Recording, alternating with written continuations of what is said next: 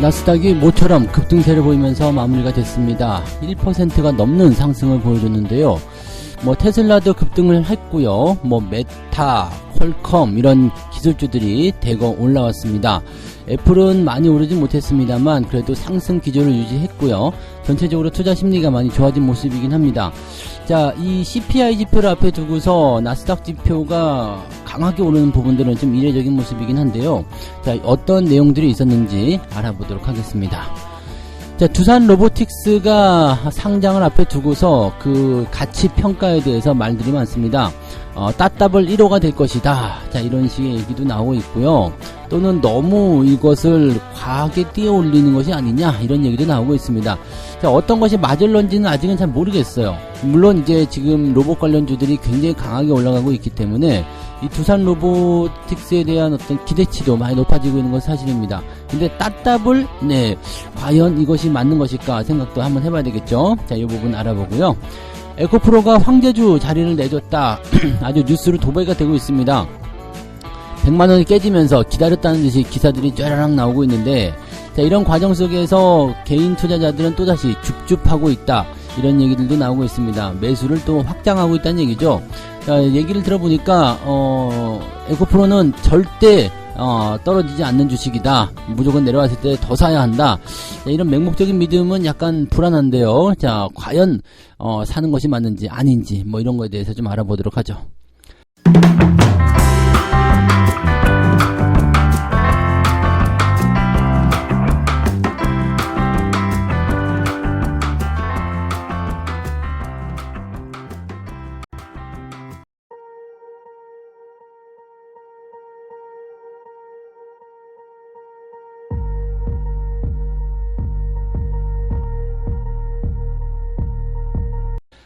네, 반갑습니다. 9월 12일 화요일입니다. 자, 미국 증시가 좋게 끝나서 상당히 기분이 좋으실 거라 생각됩니다. 네, 일단 미국 증시가 좋게 끝나게 되면 국내 증시에도 영향을 좀 줄 수가 있거든요. 그러니까 그런 부분들이 잘 만들어지고 있다 판단됩니다. 어제 국내 증시가 좀 상승할 수 있었던 배경 중에 하나가 오늘 미국 증시가 올라오는 이런 결과치가 아니었을까 생각되기도 합니다. 우리나라가 요즘에 보면 약간 선반영 시키는 경우들이 좀 있거든요. 그래서 옛날에는 미국에서 기침을 하면 우리나라는 알아눕는다 그런 얘기도 있었는데 요즘에는 그러지 않은 것 같아요. 먼저 움직여요. 이렇게 정보력이 더 빨라져서 그런지 모르겠습니다만 먼저 움직이고 그것 따라서 유럽이 움직이고 미국이 움직이고 왜 올랐대? 우리가 올라갈 거라서 올랐대? 그럼 우리도 올라가자. 이런 좀 말도 안 되는 얘기들이 나오는 거 아닌가 싶기도 한데, 자, 어쨌건 상승 기조가 후반부까지 쭉 이어져서 분위기 상당히 좋았습니다. 다우지수는 0.25%밖에 오르지 않았어요. 상승을 많이 해서 출발을 시켰는데 좀 떨어지다가 후반부에 좀 올라오긴 했습니다만 이 수급이 나스닥 쪽으로 다 몰려갔던 것 같아요. 그래서 다우지수의 상승폭은 조금 둔화된 그런 모습으로 마무리되었다 라고 되어 있고요. 나스닥 같은 경우는 상승 출발 이후에 살짝 떨어졌다가 막판에 더 상승폭을 키우면서 강하게 올라서 마무리가 됐습니다. 분위기는 나쁘지 않은 것 같아요. 네, 내용을 좀 살펴보면은요, 이제 CPI 지표 이걸 앞두고서 이제 말들이 많아요. CPI가 이제 지난달보다 0.6% 올랐을 것이다. 그래서 이제 7월 달에는 0.2%밖에 안 됐는데 이거보다 더 많이 올랐다. 이런 얘기가 있는 거고요. 그 다음에 전년 대비로는 이제 3.6% 올랐을 것이다. 역시 7월에 이제 3.2%를 웃돌 것이다. 이렇게 예상이 되고 있기 때문에 이 물가가 계속해서 올라가고 있다는 쪽으로 이제 분석이 되는 거잖아요. 물가가 올라간 이유는 무엇이냐? 8월 달에 유가가 큰 폭으로 올랐다라는 것이 이제 중요한 이유가 됩니다. 그리고 최근에는 이제 유가가 $90 돌파 이런 거 얘기도 나왔네요. 그래서 인플레이션 압력이 다시 한번 높아지고 있다. 이런 쪽으로 분석들이 되고 있죠. 인플레이션이 계속해서 높아지게 되면은요, 물가 지표는 무조건 올라갑니다. 특히나 이제 인플레이션이 높아지는 게 물가가 높아지는 거죠. 네, 유가로 다시 수정해서 얘기할게요. 유가가 높아지게 되면 인플레이션율이 높아지게 되어 있습니다. 이 단기적으로는 이제 전체적인 CPI를 통과하는 부분에서는 유가가 포함되어 있기 때문에 CPI 지표가 올라가는 모습이 나타나지만 이 근원 CPI에서는 사실 유가는 포함시키지 않거든요. 그래서 이번 달에 근원 CPI는 좀 떨어지는 것으로 되어 있어요. 그러니까 이걸 가지고서 연준 입장에서는 근원 CPI는 떨어지고 있으니까 괜찮아요 라고 말을 해준다라면 시장에서는 아무 문제가 없을 거예요. 다만 유가가 계속해서 오른다라는 이 부분은 그냥 단순하게 이 식료품이라든지 이런 거하고는 다른 얘기죠. 왜냐면 기름이라는 것은 뭐 물론 먹고 사는 문제도 중요하겠습니다만 이 우리가 쓰고 있는 모든 생필품에 대한 원재료가 다 기름에서 나온단 말이에요. 이 석유에서 뽑아내는 거잖아요.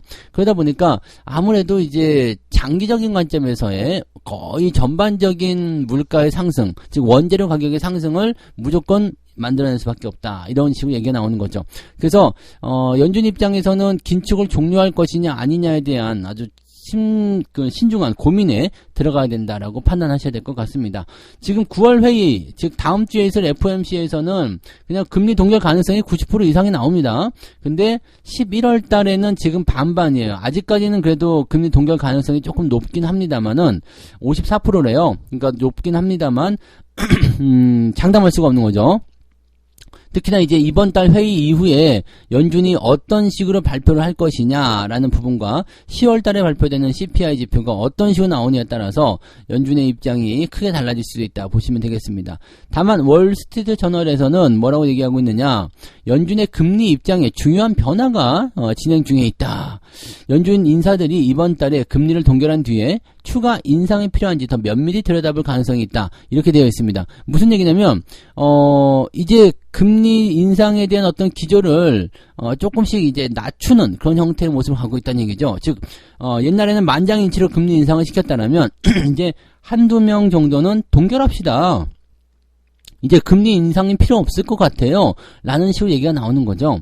그러니까 연준 내부에서 이런 금리 입장에 대한 변화가 생기고 있다라는 것은 우리에게는 상당히 고무적인 부분이죠. 뭔가 변화가 일어나고 있다는 것. 그것은 이 조만간 이런 기조들이 긴축 정책들이 어느 정도 이제 마무리를 향해 달려가고 있다. 이런 식으로 판단할 수가 있겠죠. 지금 당장은 아니더라도 곧 그렇게 될 것이다. 라는 식으로 우리가 해석을 할 수가 있는 겁니다. 그런 기대감들이 상당히 좋은 거 아닐까 싶습니다. 자, 기업들 내용으로도 한번 들어가 볼게요. 모건 스탠리는 테슬라에 대한 투자 의견을 동일 비중에서 비중을 유지하라 이런 거에서 비중 확대로 상향 조정을 했습니다. 목표가를 기존 250달러에서 400달러를 올렸다.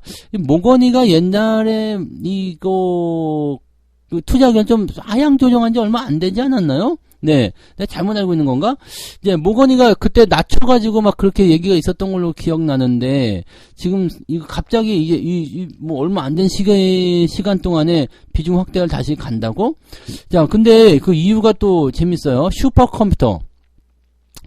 테슬라는 전기차 회사예요. 근데 이 슈퍼컴퓨터가 테슬라의 가치를 5천억 달러, 즉 600조 원 넘게 높일 수 있다. 뭐 이건 뭔 얘기야? 슈퍼컴퓨터 도조라는 것을 이제 도입을 한대요.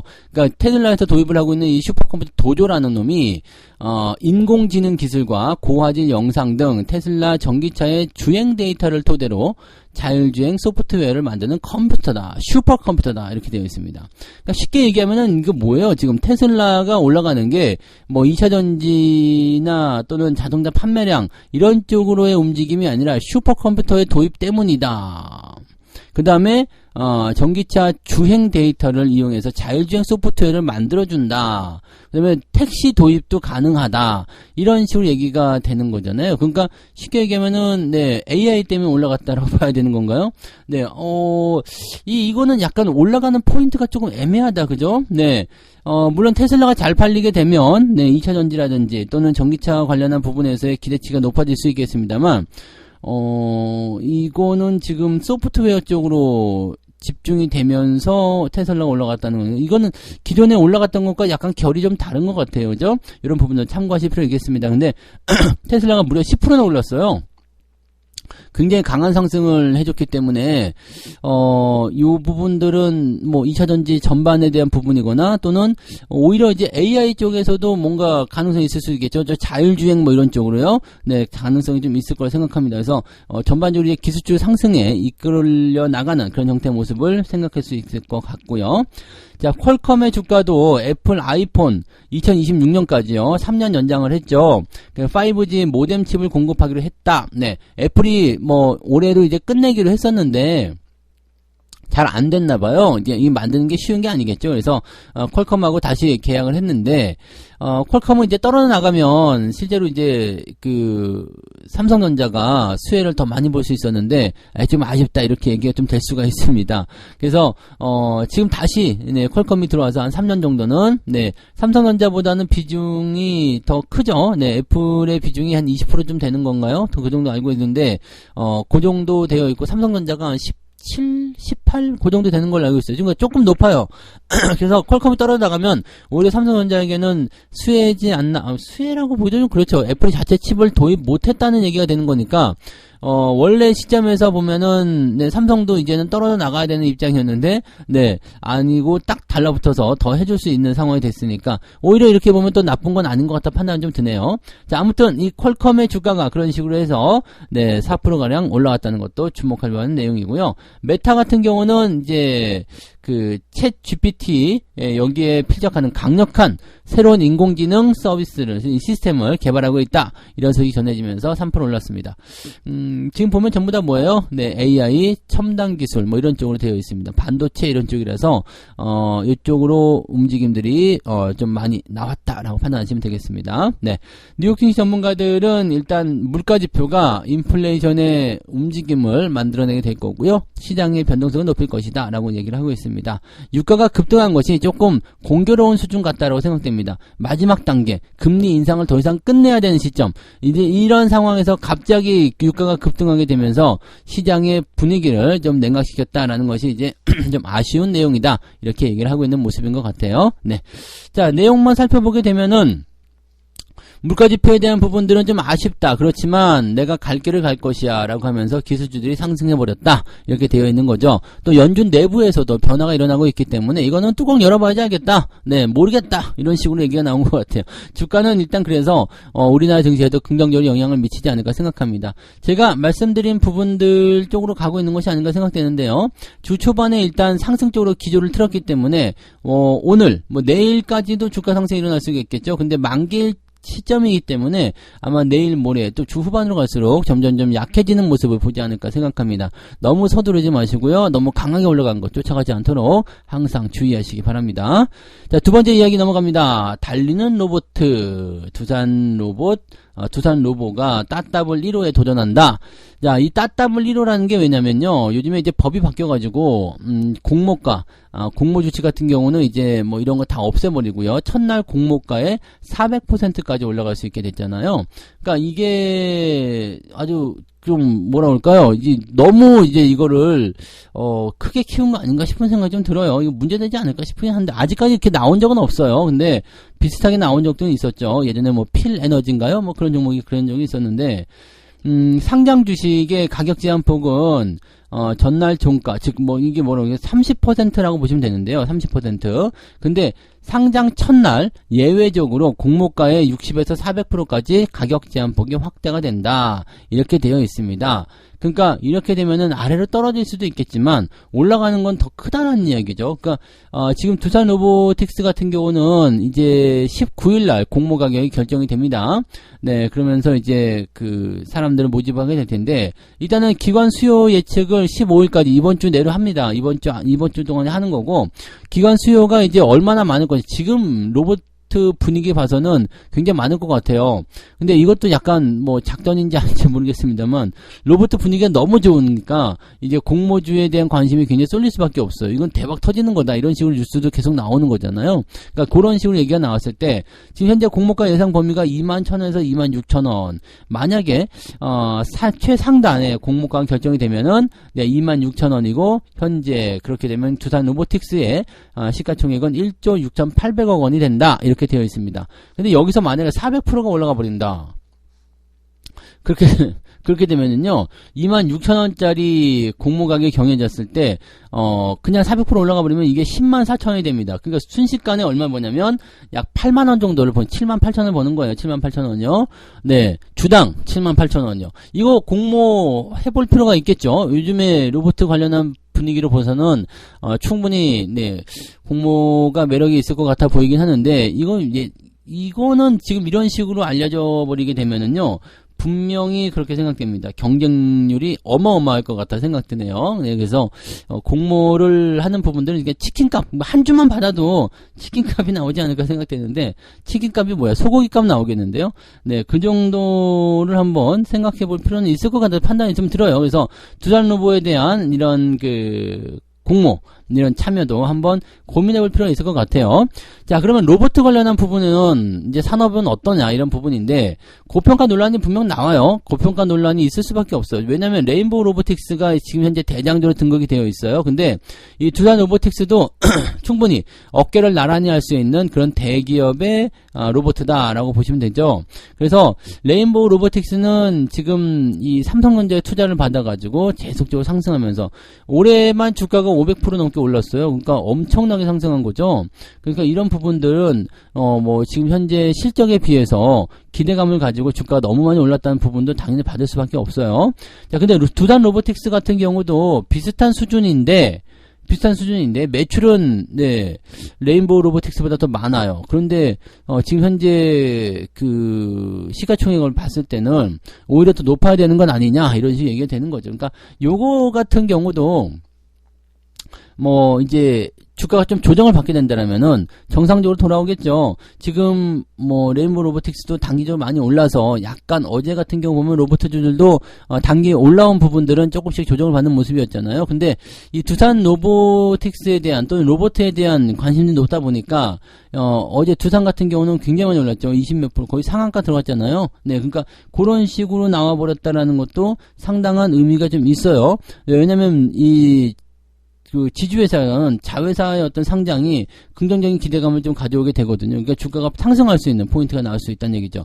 또 최근에 로봇 관련한 부분들은요, 로봇 팔이라든지 이런 쪽으로 이제 진행이 되는 부분들이 있기 때문에 지속적으로 이제 성장 가능성이 있을 거라 생각합니다. 삼성에서도 마찬가지고 요즘에 의료 쪽에서도 네, 로봇으로 수술한다 이런 얘기가 있잖아요. 그러니까 왜냐면 이게 팔이 안 떨리니까 이제 의료에 대한 지식만 있으면은 그것을 로봇한테 주입시켜 가지고 걔가 대신 이렇게 아주 정밀한 작업을 해줄 수 있는 그런 것도 나올 수 있겠죠. 그러니까 여러 가지 이런 부분들이라고 보시면 되고요. 또 한 가지 상장을 하면서 이제 기간 수요 예측을 지금 하잖아요. 얘네들이 우리는 보호 예수를 안 팔겠습니다. 우리한테 물량 주쇼라고 했을 경우에 더 유통 주식 수가 줄어들게 되는 상황이 벌어질 수 있다는 얘기죠. 유통 주식 수가 줄어들게 되면은요, 이게 그냥 작은 쏠림에도 금방 급등을 하게 되거든요. 그러니까 그런 것들이 나올 가능성이 높아요. 그러니까 보호예수 신청을 하게 되면은 이런 부분들이 더 크게 작용될 수가 있다는 얘기입니다. 만약에 모든 기관이 보호예수를 한다고 치면 유통주식의 비중은 10% 초반까지 떨어진다고 합니다. 10% 정도면은 품절주라고 불려요. 품절주. 그러니까 이 두산 로보틱스에 대한 것들은 일단 네, 제가 보기에는 공모주를 한번 들어가 보시는 것도 나쁘지 않을 것 같다 생각이 좀 들어요. 네, 요즘 같은 시점이라면은 아마 400%까지는 안 되더라도요. 네, 어느 정도 충분한 상승은 기대를 해볼 수 있을 거라 생각합니다. 근데 한 가지 생각해야 될 것, 레인보우 로보틱스는 상장하고 나서 네, 그렇게까지 대단한 아닌데 이것도 그다지 그렇게 나쁘지 않았어요. 근데 상장하고 나서 이제 일정 기간 동안은 별 볼 일이 없었다라는 것에 여러분들 주목을 하셔야 된다는 거 꼭 명심하시기 바랍니다. 네. 자, 그 다음에 세 번째 이야기 넘어가죠. 몇 년치 연봉을 벌어보니까 믿음이 생겼다. 에코프로 이야기예요. 네, 에코프로가 주가가 이제 100만원 이하로 떨어지면서 뭔가 위협적인 요소들을 계속 보여주고 있습니다. 지금 저런 위치들은 사실 굉장히 별로 안 좋거든요. 별로 안 좋고, 조정에 대한 부분들이 나타났을 때, 여기에서의 추가 매도, 즉 추가 물량이 더 나오게 만들 수 있는 그런 요소들도 만들어집니다. 그러니까 상당히 부담감을 좀 느낄 수 있는 부분이 되는 건데, 이런 내용을 좀 살펴보게 된다라면은요, 조금 뭐라 그럴까요? 좀 이제 조정에 대한 어떤 걱정거리 좀 안고 있어야 되는데, 사실 주가가 조정을 받으니까 더 들어가겠다라고 생각하시는 분들이 더 많이 늘어났어요. 그러니까 약간 걱정스럽죠. 자, 지금 9월달 들어서면서요, 개인들은 에코프로를 1600억 원어치 매수를 했다. 매수 규모는 단연 1위다라고 되어 있습니다. 개인 투자자들이 지금 에코프로가 100만 원을 하회하니까 저가 매수 기회다라고 판단하면서 매수를 집어넣고 있기 때문이다라고 되어 있습니다. 근데 이게 지금 외국인과 기관들이 팔아먹고 있기 때문에 개인들이 이것을 사는 것인지 아니면 개인들이 진짜로 떨어졌을 때 매수하는 것인지는 잘 모르겠는데 실제로 보니까 주가가 떨어질 때마다 에코프로는 기회다. 에코프로는 절대 죽지 않는다. 이거는 무조건 상승할 주식이다. 이렇게 맹목적인 믿음을 갖고 계시는 분들도 계시긴 하더라고요. 무조건 계속 절대 꺾이지 않는 그런 종목은 없어요. 그래서 어느 수준까지 올라가게 되면 주가가 떨어지는 것이 어떻게 보면 당연한 얘기거든요. 근데 그것이 언제냐라는 것을 이제 잡아내는 것이 가장 큰 문제겠지만요. 네.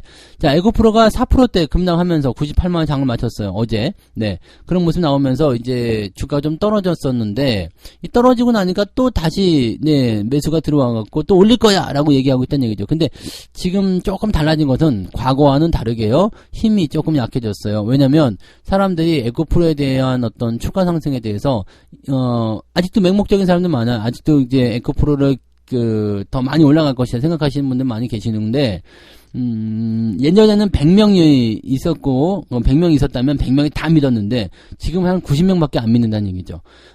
무슨 얘기냐면 작은 균열이 자꾸 생긴다는 얘기입니다. 뭔가 의심이 자꾸 생긴다는 얘기죠. 이런 부분들은 기업의 주가에 향후 추세에도 상당히 많이 영향을 줍니다. 사람들이 이것을 배신자라고 부르기도 하던데 그건 배신자가 아니에요. 현명한 투자라고 보여집니다. 자, 에코프로는 에코프로비엠에게 시총 1위 자리를 넘겨줬다. 이거는 원래 에코프로비엠이 더 컸었어요. 그죠? 왜 그런지 모르지만 그랬다가 이제 에코프로가 많이 올라오면서 1등을 들어갔었던 건데 다시 내주는 모습이 나타났다라는 거고요. 투자 심리가 조금 식었다라는 이야기를 여기서도 하고 있네요. 그래서 조금 이제 10명에서 살려고 달려들었다면 이제는 한 7명, 6명 정도가 매수세를 생각하고 있다. 이렇게 생각하고 있는 거죠. 자, 그러다 보니까 주가가 자꾸 떨어지는 모습을 나타나게 되는 거고, 근데 그런 상황에서 개인 투자자들은 또 매수를 열심히 하고 있다라고 보시면 되겠습니다. 그동안 상승이 너무 컸었기 때문에 일부 조정은 좀 불가피한 거 아니겠느냐.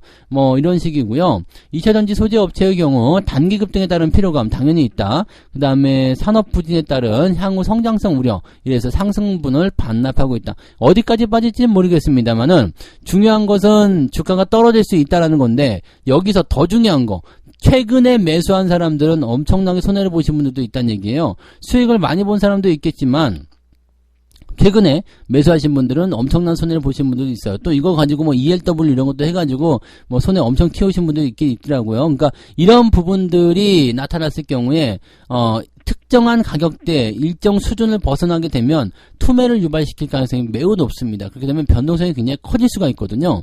그러니까 그런 것들을 조심해야 된다는 얘기예요. 내가 지금 1000% 수익 나와 있다. 그거 아무 문제 없어요.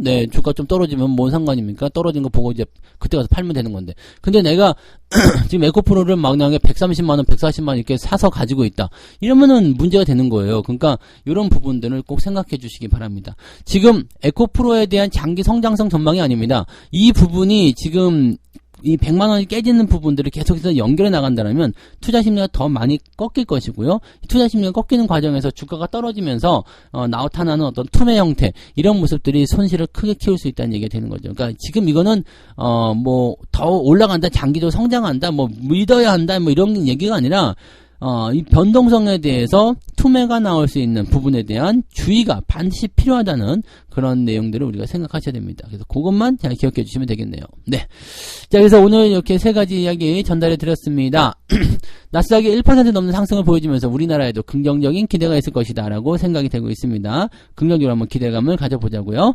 자, 두산 로보틱스는 따따블 1호가 될 수도 있다라는 얘기가 있는데 물론 논란은 많습니다만 일단은 이거는 관심을 좀 가져볼 필요가 있을 것 같아요. 로봇 관련주들이 최근에 많이 올라간 모습도 있었고 흐름도 좋아지고 있기 때문에 이런 시기를 잘 타가지고 공모를 하게 된다면은 400% 올랐을 때 아주 군침이 돌 수 있는 상황이 될 수가 있죠. 통닭은 한 3마리, 근데 동네 잔치에도 괜찮을 정도로 되어 있는데 과연 공모주 받는 게 쉽겠느냐, 이런 부분까지는 잘 모르겠습니다만 쉽지 않겠죠. 쉽겠죠. 네, 쉽지 않을 거예요. 그래서 수요가 얼마나 몰리느냐에 따라서 네, 주가가 결정되긴 하겠습니다만 만약에 수요가 엄청나게 몰렸다라고 한다면 아마도 네. 따따블, 네, 한 번도 안 나와봤는데, 이게 1호가 될 수도 있다라고 얘기가 나올 수가 있겠죠. 로버트가 이제, 좀 한번 움직일 수 있는 상황이 지금 잘 만들어져서 기대감 좀 가져올 필요가 있겠죠. 자, 에코프로, 개인 투자자들은 줍줍, 막 주워 담고 있는 상황이고, 맹목적인 믿음, 뭐, 다 좋습니다. 다 좋은데, 위쪽에서 매수하신 분들, 그런 분들은 반드시 조심하세요. 지금 저 밑에서 사가지고 수익 많이 난 사람들이 나는 버틸 거야, 떨어지면 더 살 거야, 이런 부분들 이야기하고 있다고 하더라도 위쪽에서 매수한 사람들은 입장이 다른 거예요. 내가 에코프로를 150만원에 샀는데 지금 98만원이야. 이게 지금 네 추가적으로 더 떨어졌을 경우에는 감당이 안 되는 수준까지 갈 수가 있어요. 만약 빚내서 투자했다. 엄청난 결과를 가져올 수가 있습니다. 그래서 이런 것들은 여러분들이 각자에 맞춰서 상황에 맞춰서 대응들을 해주시는 것이 맞다라고 보시면 되죠. 네, 자, 책 한 꼭지 읽고 마무리하도록 하겠습니다. 이미 상당히 치솟은 주식도 더 오를 수 있다는 점, 이미 상당히 하락한 주식도 더 하락할 수 있다는 점, 이것이 바로 투자업계에 항상 놀라움을 안겨다 주는 것이다 라고 되어 있습니다. 투자업계에서 항상 놀라움을 안겨다 주는 두 가지라고 해야 되겠네요. 이 두 가지 법칙은 무엇이냐면, 이미 올라간 주식도 더 올라갈 수 있고, 이미 떨어진 주식도 더 떨어질 수 있다. 아예 그 가치가 빵으로 바뀔 수도 있다. 이런 식의 얘기를 하고 있습니다. 자, 추세를 따라가라는 이야기입니다. 추세를 따라가라. 즉, 올라가던 주식이 꺾일 때 매도하거나 내려가던 주식이 꺾일 때 매수하는 것, 그것이 좋은 전략이다라고 말씀드릴 수 있는 거죠. 항상 추세를 살펴보시면서 이게 방향이 어디로 가고 있는가라는 것을 보시기 바랍니다. 방향이 꺾이면 흐름이 바뀐다는 것을 기억하시기 바랍니다. 자, 오늘은 여기까지 이야기해 드릴게요. 네, 오늘도 즐거운 하루 보내시기 바라고요. 아마도 시장 분위기는 오늘까지는 좀 따뜻하지 않겠나 생각합니다. 여러분 계좌에 모두 붉은 네, 물결이 넘쳐나기를 바라겠습니다. 저는 장중시황 때 다시 올게요. 고맙습니다. 본 방송에서 제공되는 모든 정보는 투자 판단의 참고 자료이며 투자의 최종 책임은 본 방송을 이용하는 본인에게 있습니다.